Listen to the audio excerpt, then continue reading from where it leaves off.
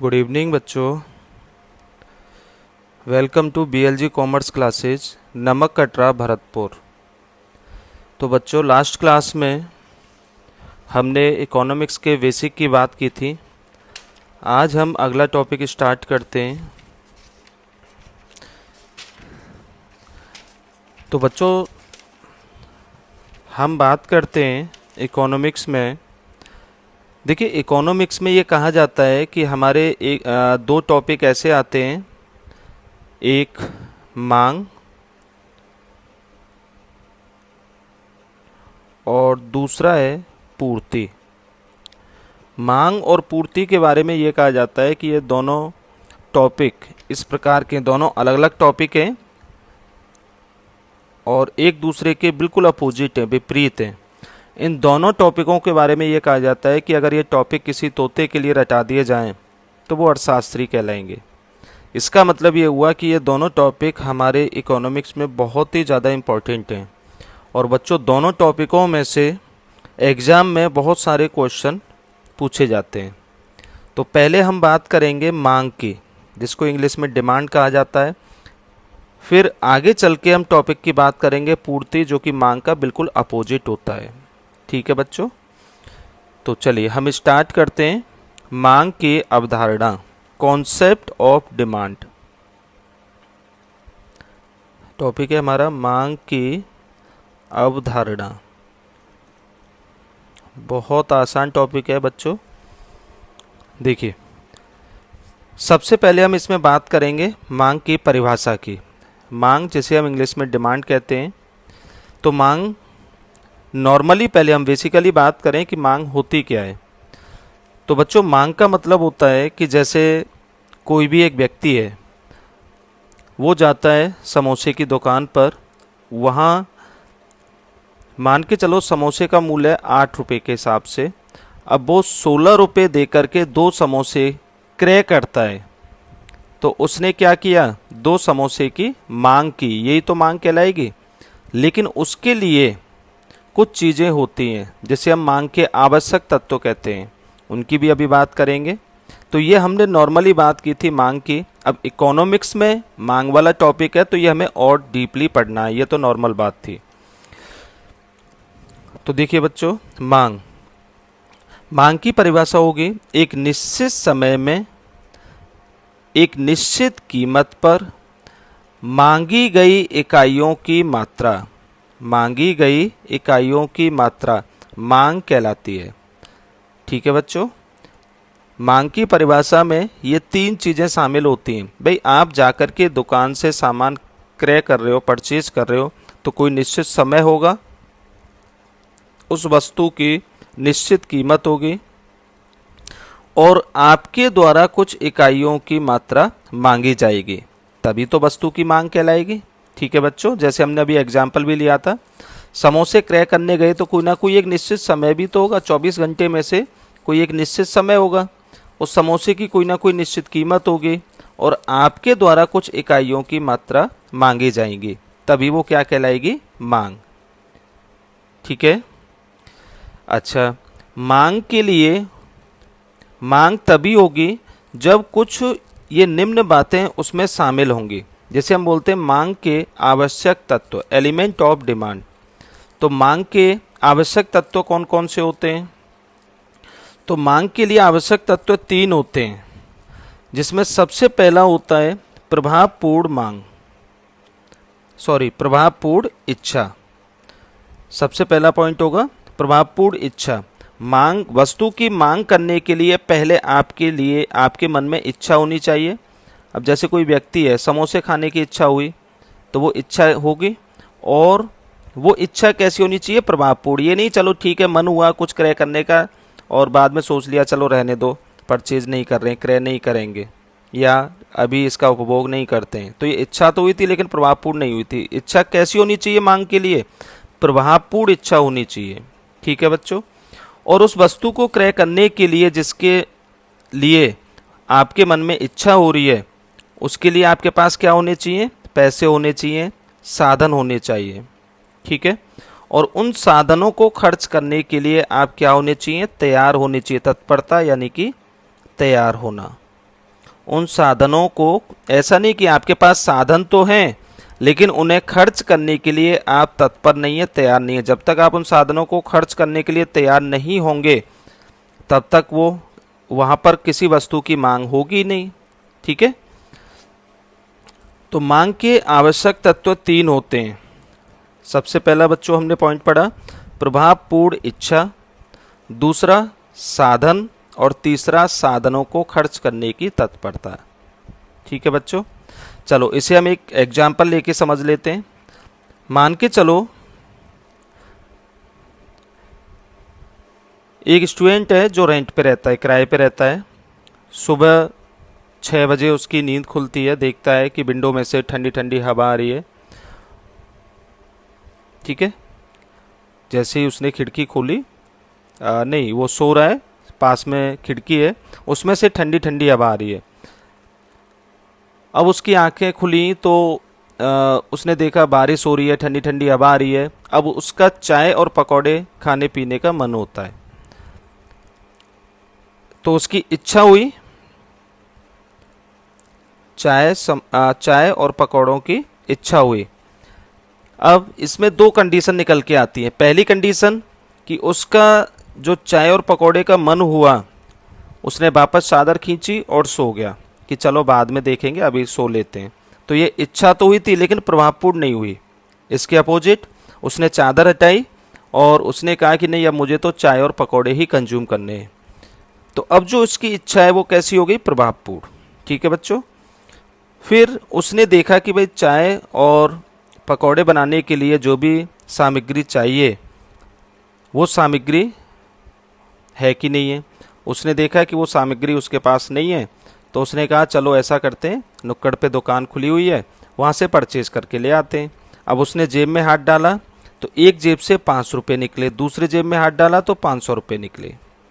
चलो अब 500 रुपये हैं उसके पास, साधन है उसके पास, लेकिन अब 2 कंडीशन। पहली कंडीशन कि वो उन 500 रुपये से बाकी का पूरा महीने का खर्चा उसे चलाना है। तो उसने सोचा कि चलो रहने देते हैं, अभी हम इन्हें खर्च नहीं करते हैं। तो क्या वो साधनों को खर्च करने के लिए तत्पर हुआ, तैयार हुआ? नहीं हुआ। इसके अपोजिट कंडीशन, उसने कहा चलो भाई ठीक है बाद में देख लेंगे, फिलहाल हम सामग्री परचेज करने चलते हैं। और वो नुक्कड़ पे जा कर के पैसे देता है और जो भी सामग्री थी वो ले लेता है। तो अभी जो उसने सामग्री ली, सामग्री के लिए दुकानदार से कहा कि हमें इतनी क्वांटिटी चाहिए, तभी तो वस्तु की मांग बनेगी। तो वस्तु की मांग के लिए ये तीनों चीज़ें स्टेप बाय स्टेप चली थी। प्रभावपूर्ण इच्छा हुई थी उसकी, उसके पास साधन थे और साधनों को खर्च करने के लिए वो तैयार हुआ, तब जाकर के वस्तु की उसने दुकान पर मांग की। तो बच्चों मांग के आवश्यक तत्व ये 3 पॉइंट होते हैं, प्रभावपूर्ण इच्छा, साधन और साधनों को खर्च करने की तत्परता। तत्परता यानी कि तैयार होना। क्लियर है बच्चों? चलिए इसके बाद हम आगे बात करेंगे। मांग में 2 चीज़ें और आएंगी, एक व्यक्तिगत मांग के बारे में पढ़ेंगे और एक बाजार मांग के बारे में पढ़ेंगे। व्यक्तिगत मांग में कुछ जो बातें आएंगी वो व्यक्तिगत मांग की आएगी सबसे पहले, फिर व्यक्तिगत मांग तालिका आएगी और इसके बाद व्यक्तिगत मांग वक्र आएगा। कौन कौन से टॉपिक आएंगे बच्चों? व्यक्तिगत मांग तालिका, व्यक्तिगत मांग वक्र और व्यक्तिगत मांग की परिभाषा भी आएगी। तो इस तरीके से ये 3 चीज़ें इस टॉपिक में कवर होंगी, व्यक्तिगत मांग तालिका और व्यक्तिगत मांग वक्र। इसके बाद हम इसका बिल्कुल अपोजिट पढ़ेंगे, बाजार मांग। और बाजार मांग में क्या आएंगे, बिल्कुल जैसे यहाँ पे कवर हुए थे ऐसे बाजार मांग तालिका और बाजार मांग वक्र। ठीक है बच्चों, तो पहले हम ये वाला टॉपिक पढ़ेंगे, उसके बाद में बिल्कुल इसका मिला जुला रूप बाजार मांग में आएगा जो ये वाला टॉपिक होगा। तो देखिए बच्चों, जैसे यहाँ पे ये दोनों चीज़ें तो सेम है, मांग और मांग, दोनों जगह पर ये दोनों चीज़ें सेम है, मांग जो हमने ऊपर डेफिनेशन पढ़ी थी वो एज इट इज जाएगी। लेकिन यहाँ पे व्यक्तिगत की बात करेंगे और यहाँ पे बाजार की मांग करेंगे। इसका मतलब क्या है? तो चलिए वो भी थोड़ा सा समझ लेते हैं। जैसे कि ए, बी, सी और डी, ये 4 व्यक्ति हैं, ए, बी, सी और डी। ए व्यक्ति बाजार में जाता है और वहां से 10 समोसे परचेज करता है। ठीक है बच्चों। बी व्यक्ति बाजार जाता है, वहां से 5 समोसे परचेज करता है। सी व्यक्ति जाता है और 10 समोसे परचेज करता है। डी व्यक्ति 5 समोसे परचेज करता है। टोटल की बात करें तो 30 समोसे इन सभी ने क्रय किए। तो यहाँ हम एक ही तरीके की वस्तु की बात कर रहे हैं, एक ही तरीके की इकाइयों की बात कर रहे हैं, समोसे की।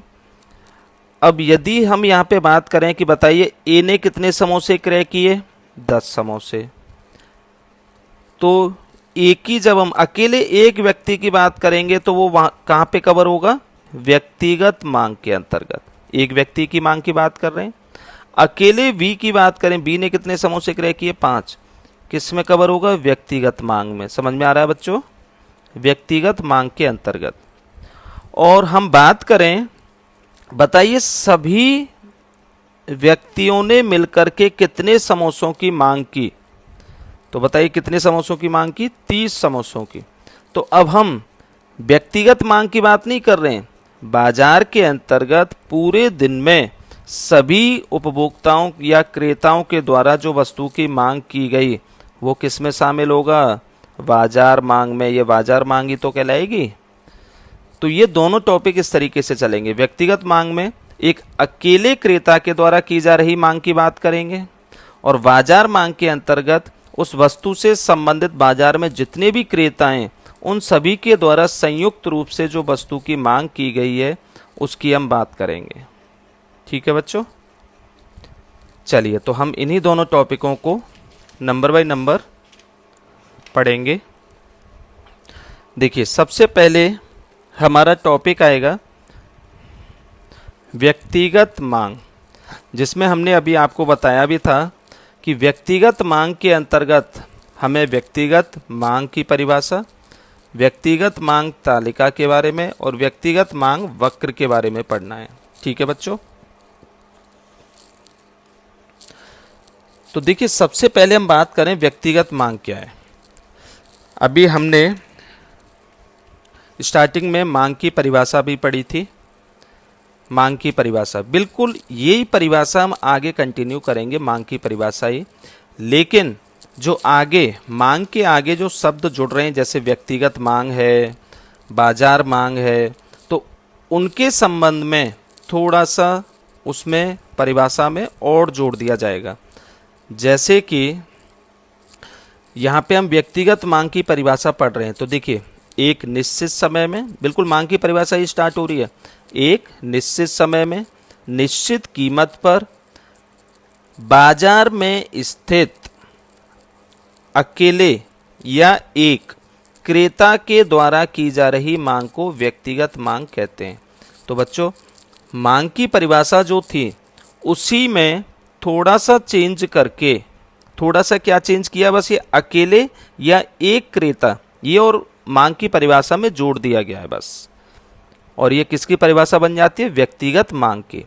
फिर से मैं रिपीट कर रहा हूँ, एक निश्चित समय में निश्चित कीमत पर बाजार में स्थित अकेले क्रेता के द्वारा की जा रही मांग को व्यक्तिगत मांग कहते हैं। ठीक है, तो ये व्यक्तिगत मांग की परिभाषा हो गई। इसके बाद हम बात करेंगे व्यक्तिगत मांग तालिका। तालिका ये कोई ऐसा नहीं कि कोई बहुत ही ज़्यादा कठिन शब्द हो। तालिका को ही हम क्या बोलते हैं, टेबल। देखिए जैसे हम बात कर रहे थे कि एक व्यक्ति है, अब वो वस्तु क्रय कर रहा है, तो वस्तु का कोई ना कोई मूल्य होगा, उसी मूल्य पर तो वस्तु को क्रय करेगा। प्राइस और क्वांटिटी, वस्तु के मूल्य और मांगी गई इकाइयां। जब वस्तु का मूल्य 10 रुपये था तब वो कितनी इकाइयों की मांग कर रहा है, 20। और जब वस्तु का मूल्य जैसे बढ़ गया, 10 से 20 हो गया, मूल्य बढ़ा, महंगी हुई वस्तु, तो पहले की तुलना में वो अब कम इकाइयां क्रय करेगा। यही तो होगा। जब किसी वस्तु के मूल्य बढ़ेंगे तो वो पहले की तुलना में कम इकाइयां क्रय करेगा। अब ये जो हमने टेबल बनाई एक ही व्यक्ति के द्वारा की जा रही मांग की, यही कौन सी तालिका, कौन सी टेबल कहलाएगी? व्यक्तिगत मांग तालिका। ठीक है बच्चों, ये जो तालिका है ये हमने तालिका बनाई है, टेबल बनाई है, तालिका। अब ये एक व्यक्ति के द्वारा की जा रही मांग को दर्शा रही है, तो इसी को हम बोलेंगे व्यक्तिगत मांग तालिका। देखिए परिभाषा भी बिल्कुल इसी तरीके से है। व्यक्तिगत मांग को दर्शाने वाली तालिका व्यक्तिगत मांग तालिका कहलाती है। व्यक्तिगत मांग को ही दर्शाने वाली तालिका ही तो हुई है। एक व्यक्ति के द्वारा की जा रही मांग, जब वस्तु के मूल्य बढ़े तो उस व्यक्ति ने वस्तु की मांग पहले की तुलना में कम की, क्योंकि वस्तु महंगी हो गई। नॉर्मली ऐसा ही तो होता है। तो ये टेबल व्यक्तिगत मांग तालिका कहलाएगी। ठीक है बच्चों, अभी इसमें एक टॉपिक और रह गया, व्यक्तिगत मांग वक्र। अब इसके बारे में पढ़ेंगे। वक्र बनाएंगे।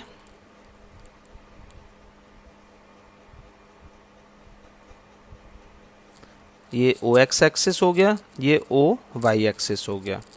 ओ एक्स एक्सिस को हमें, ओ एक्स एक्सिस पर हमें क्वांटिटी दर्शानी है और ओ वाई एक्सिस पर हमें वस्तु के मूल्य दर्शाने हैं। अब इन दोनों के संयोग हमें यहाँ पे दर्शाने होंगे। जैसे वस्तु के मूल्य 10 और 20, तो उसी के हिसाब से यहाँ पे हम पैमाना ले लेंगे 10 और 20। वस्तु की मांग टोटल 20 तक है, मैक्सिमम 20 तक है, तो उसी के हिसाब से हम यहाँ पे 10 और 20। अब पहला संयोग, जब वस्तु के मूल्य 10 रुपये थे तब मांगी गई इकाइयाँ कितनी थी? 20। वस्तु के मूल्य 10 रुपये, तो मांगी गई, मूल्य लेंगे, मूल्य 10 रुपये यहाँ से स्टार्ट हो रहे हैं और कहाँ तक चलेंगे? मांग जहाँ पर 20 होती है, मांग 20 यहीं पे है। तो ये वाला संयोग ऐसा है कि जब मूल्य की तरफ चलते हैं इधर और मांग की तरफ चलते हैं इधर, तो ये संयोग दोनों को दर्शाता है। यही तो था हमारा पहला कॉम्बिनेशन, वस्तु के मूल्य 10 रुपये, मांग 20, तो ये वाला पॉइंट हो गया। अब वस्तु के मूल्य 20 रुपये, मूल्य हमने ओ वाई एक्सिस पर दर्शाए, मूल्य 20 रुपये और मांग कितनी है? 10।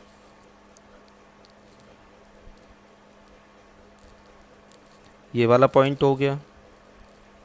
इस वाले पॉइंट पर मूल्य की तरफ चलेंगे 20 रुपये, मांग की तरफ चलेंगे तो 10 इकाई, ये हो गई। अब इन दोनों पॉइंटों को हम मिला देंगे।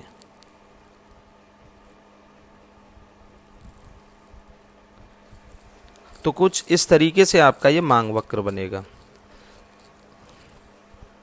ठीक है बच्चों, तो देखिए ये व्यक्तिगत मांग वक्र कहलाएगा, क्योंकि एक व्यक्ति के द्वारा की जा रही मांग को दर्शाने वाला ही तो वक्र हो गया। तो इसकी परिभाषा कैसे बनेगी? ऐसा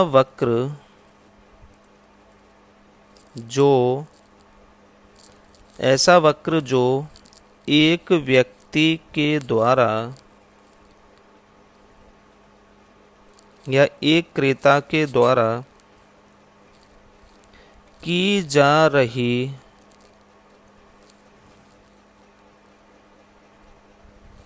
मांग को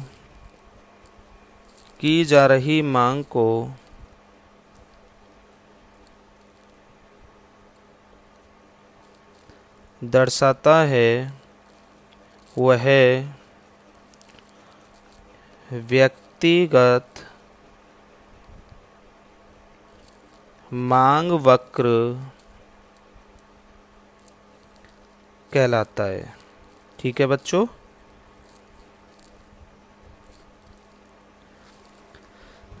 ये जो हमने वक्र बनाया वो एक व्यक्ति के द्वारा की जा रही मांग को ही तो दर्शाता है। तो ऐसा वक्र, ऐसा रेखा चित्र जो एक व्यक्ति के द्वारा की जा रही मांग को दर्शाता है वो व्यक्तिगत मांग वक्र कहलाता है। तो ये हमने व्यक्तिगत मांग की परिभाषा पढ़ी थी, व्यक्तिगत मांग तालिका के बारे में समझा था और फिर व्यक्तिगत मांग वक्र की बातें भी कंप्लीट हो गई। तो ये पहला पॉइंट समझ में आ गया व्यक्तिगत मांग के बारे में। ठीक है बच्चों, चलिए अब हम बिल्कुल इसी के तरीके से हम सेकंड पॉइंट को कंप्लीट करेंगे और हमारा सेकंड टॉपिक था, सेकंड पॉइंट था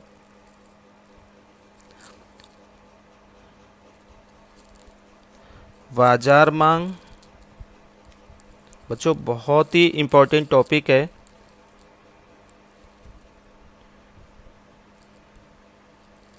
बाजार मांग तालिका और बाजार मांग वक्र। तालिका का ही दूसरा नाम होता है अनुसूची। इंग्लिश में से टेबल बोलते हैं। ऐसे ही यहाँ पे व्यक्तिगत मांग तालिका, जिसका दूसरा नाम होता है अनुसूची। ठीक है बच्चों, इसी को हम इंग्लिश में बोलते हैं टेबल।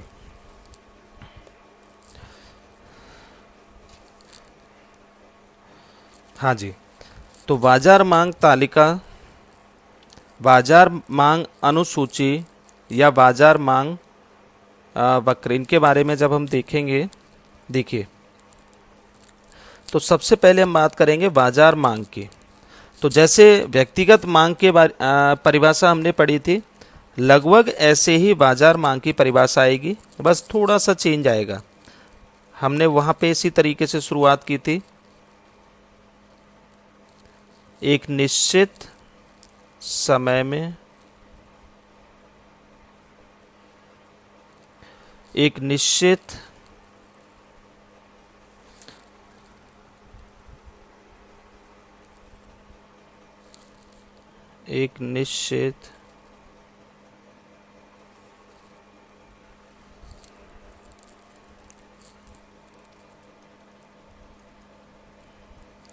कीमत पर बाजार में स्थित, अब हम किसकी बात कर रहे हैं? बाजार मांग की। अब बाजार मांग का मतलब बाजार में जितने भी क्रेताएं, सभी की बात करेंगे। तो एक निश्चित समय में निश्चित कीमत पर बाजार में स्थित समस्त क्रेताओं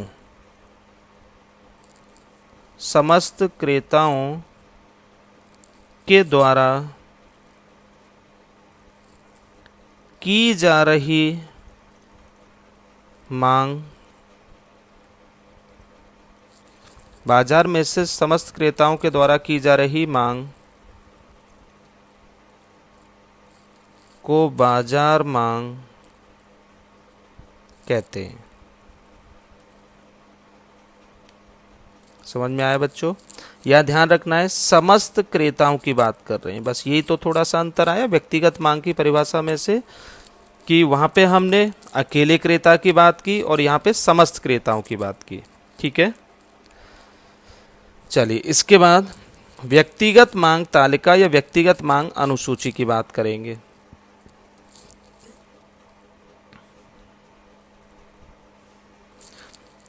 तो जैसे परिभाषा व्यक्तिगत मांग तालिका की थी, थोड़ी सी उसमें चेंज करके बाजार मांग तालिका या अनुसूची की परिभाषा हो जाएगी। बाजार मांग को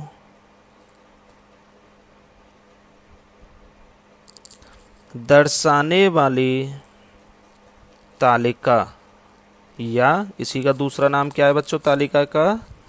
अनुसूची, शेड्यूल, टेबल। बाजार मांग को दर्शाने वाली तालिका या अनुसूची बाजार मांग तालिका या अनुसूची कहलाती है। ठीक है बच्चों, चलिए इसकी भी टेबल देख लेते हैं एक।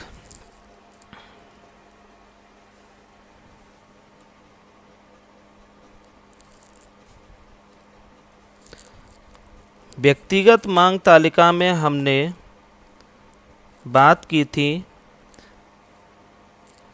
कितने क्रेताओं की? एक क्रेता की। क्या बाजार मांग तालिका में भी एक क्रेता की बात होंगी? नहीं, बाजार मांग तालिका में एक से अधिक क्रेताओं की बातें की जाएंगी।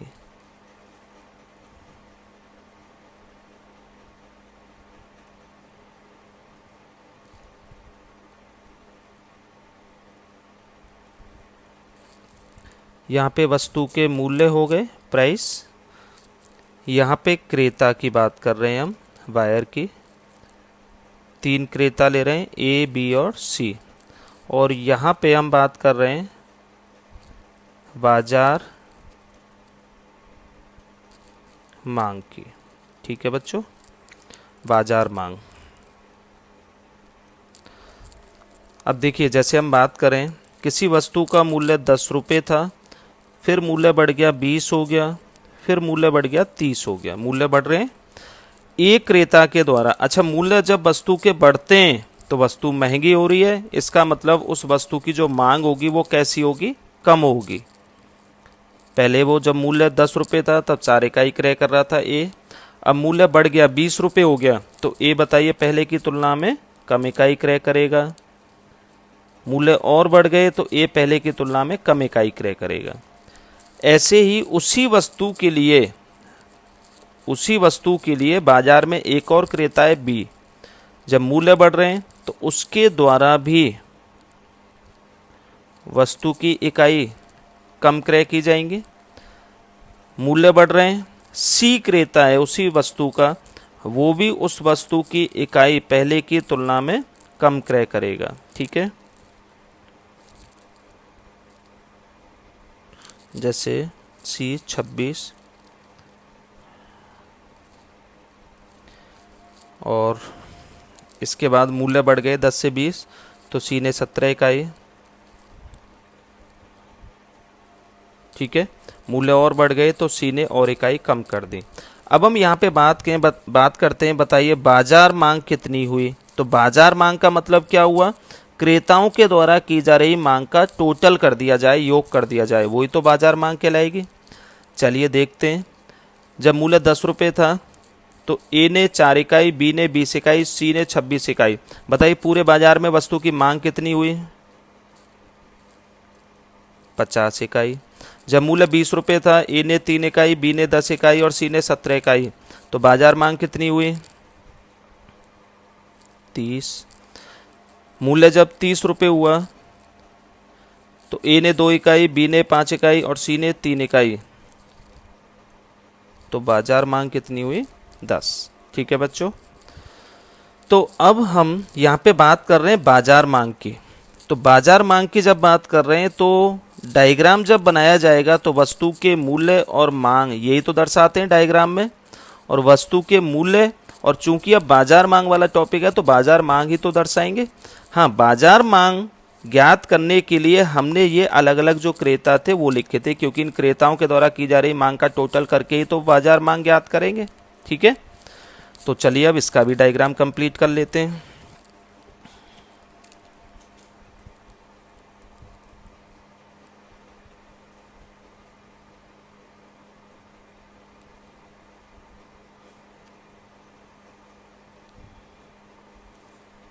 ओ एक्स एक्सिस और ओ वाई एक्सिस। ओ एक्स एक्सिस पर बताइए क्या शो करेंगे, क्वांटिटी, और ओ वाई एक्सिस पर क्या शो करेंगे, प्राइस।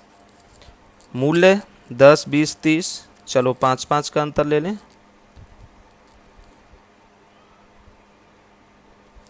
5, 10, 15, 20, 25, 30। ठीक है बच्चों, क्वांटिटी 50 तक है, इनमें भी 5-5 का अंतर ले लेते हैं।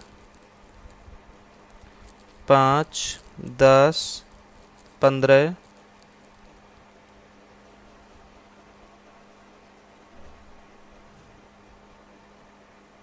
20, 25, 30, 35, 40, 45 और 50। ठीक है बच्चों, देखिए पहला संयोग हमें दर्शाना है, मूल्य 10 रुपये तब बाजार मांग 50 इकाइयाँ। मूल्य ओ वाई एक्सिस पर है, मूल्य 10 रुपये और बाजार मांग कितनी है, टेबल में चेक कीजिए 50। तो चलिए मूल्य 10 रुपये और हमें बाजार मांग के ऊपर तक कहाँ तक चलना है, जहां बाजार मांग कितनी है, 50 इकाइयों की।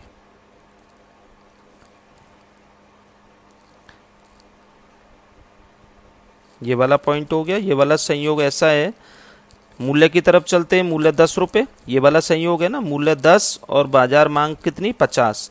तो मूल्य इस वाले पॉइंट पर मूल्य कितना हो गया, 10 रुपये, और मांग की तरफ चलते हैं तो मांग की इकाई कितनी हो गई, 50। ठीक है बच्चों।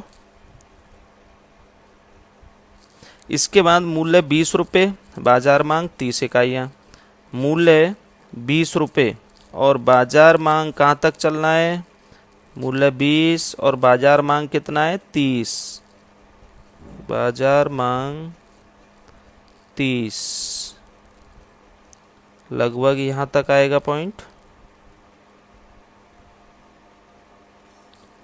ठीक है बच्चों। इसके बाद मूल्य 30 और बाजार मांग 10। मूल्य 30 और बाजार मांग कितनी है बच्चों, 10 इकाई, लगभग यहाँ पर आ जाएगा। तो ये हमारे 3 संयोग बनते हैं। इन तीनों संयोगों को जब हम मिलाएंगे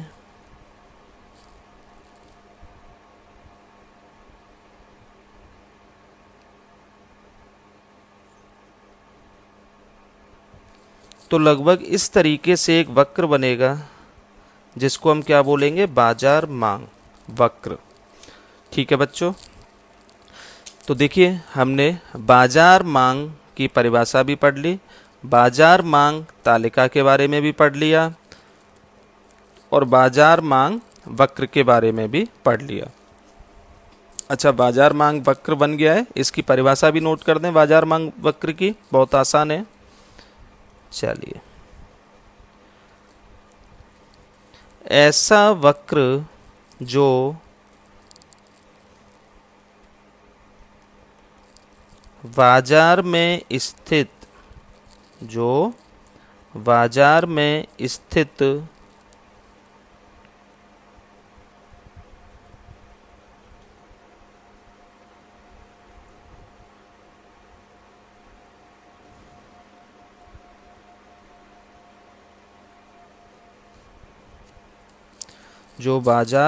स्थित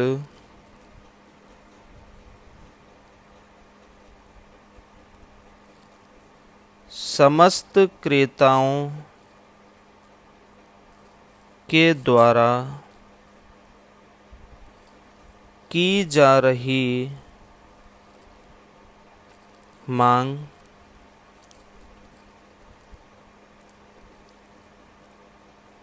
को दर्शाता है, वह क्या कहलाता है, वह बाजार मांग वक्र कहलाता है। ठीक है बच्चों, क्या कहलाएगा, बाजार मांग वक्र कहलाता है। तो ऐसा वक्र जो बाजार में स्थित समस्त क्रेताओं के द्वारा की जा रही मांग को, समस्त क्रेताओं के द्वारा ही तो मांग की जा रही थी, सभी का टोटल था ये बाजार मांग वक्र में।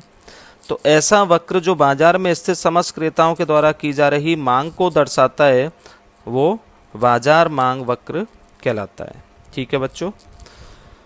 तो हमने व्यक्तिगत मांग तालिका, व्यक्तिगत मांग और व्यक्तिगत मांग वक्र, ऐसे ही बाजार मांग तालिका या अनुसूची और बाजार मांग वक्र के बारे में पढ़ लिया है।